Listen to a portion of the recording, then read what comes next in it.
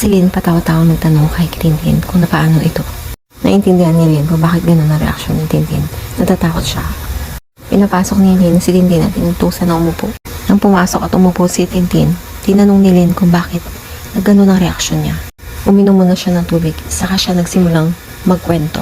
Habang nagkukwento, tinanong niya si Joey kung pwede niya itong hawakan. Dahil lang nasa isip niya, isa ng multo si Joey. Ang kwento ni Tintin, kadadaan niya lang ng entrance.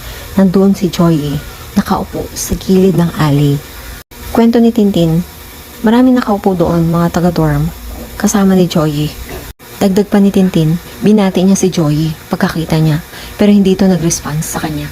At binaybay na ni Tintin ang hallway hanggang makarating sa entrance ng bawat kwarto. Dahil ang kwarto nilang pinakadulo, matagal sila bago makarating sa kwarto nila. Kaya ganun na lang ang gulat niya nung nakita niya si Joey pagpasok niya ng kwarto. Samantalang kadadaan niya lang ng hallway, nandoon si Joey nakaupo. Dahil walang ibang madadaanan, papasok ng kwarto nila.